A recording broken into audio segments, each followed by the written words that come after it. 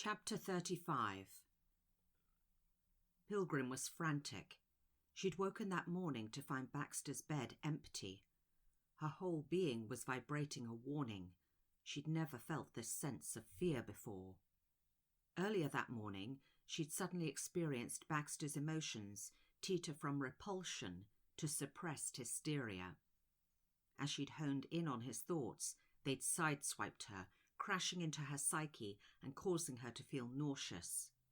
She'd frightened Dashwood by the change he'd witnessed in her eyes, demanding to know where Baxter was.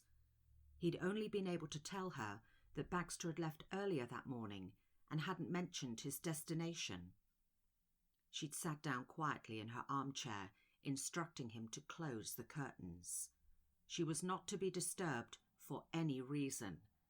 She'd casually mentioned there was going to be a certain amount of destruction involved, but not to worry, she'd spare him.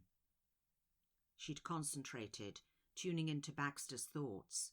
She could feel him. Initially, he'd been resolved, pensive. She'd narrowed her thinking and tuned into his emotions. Now he was angry. His stronger emotions were easier for her to pick up. He was confused, now fearful. Where the hell was he? The danger she felt from him had triggered her defensive nature, and as it began to unfurl, suddenly she saw Phelps before her. She was seeing through Baxter's eyes. Her pupils dilated until her eyes turned black with an oscillating blue rim. The atmosphere in the room had become thick. Without vibration or warning, the light bulbs in the apartment had flashed brilliant white before quickly melting. Objects containing base metals began to rise from their place. As they began to lose their atomic integrity, they folded, twisting as they demolecularized. They burst apart in slow motion. Now disintegrated into tiny particles, they gathered into their chemical elements, hanging suspended in the air. In the dark, the sapphire light emanating from her picked out their undulating waves. Clustering together, the particles melded, forming complex geometric shapes, as angular beams passed from Pilgrim, causing them to glow. A regular pulse from her sent ripples through the room. She cut through Baxter's mind, seeing Phelps, and spoke to him. Her primal need to tear Phelps's soul from his body in one blow was only prevented by the fact she couldn't be certain if her actions might not kill Baxter in the process. She attempted to influence Baxter to look around. It was her only chance to discover where he was. She knew he was imprisoned within himself. She deduced he'd been drugged. She spread her arms out, causing everything in the room to remain static. She would kill Phelps where he sat. Her psyche reached across the table at Rocco's, entering Phelps's chest. Feeling the increased rhythmic movement of his heart, she curled around it. Just at the moment of his end, he rose and moved off, breaking her connection. Baxter was with him. He spoke to her in his mind, telling her not to follow, pushing her away, and finally shutting her out. "Henry," she whispered in desperation. She had to get to him. What had she seen?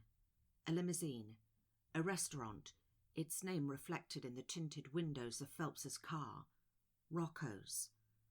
But by the time she made it there, Phelps would have taken Baxter halfway across London. In her desperation, her ability to concentrate evaporated, and she lost the link to see anything. Her only hope would be to re-enter Baxter's mind, but she'd have to wait until he'd weakened to gain access. She thought she was going to be sick. She had to switch off her emotions. If she didn't, they'd be the death of him. "Dashwood!" she screamed out. She knew she'd failed. Sitting amongst the wreckage of their living room, she began to cry. Dashwood had done what he could in the following hour to care for a supreme being that was distraught. A little later, a knock sounded on their apartment door. It was him, He was safe. As she flung the door open, Baxter collapsed into her arms. A young girl had been holding him up. Dashwood grabbed hold of him, dragging him to his bedroom and laying him on his bed. Pilgrim stood by anxiously, watching as Dashwood ran for his medical bag. The young girl had stepped over the odd solidified pools of metal, not saying a word, and now stood staring down at Baxter's still body with concern. Pilgrim turned to the girl.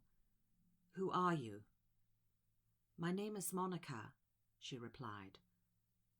Pilgrim stared into her eyes before saying quietly, "Phelps's daughter." Monica was not unduly surprised. "Thank you," Pilgrim said gratefully.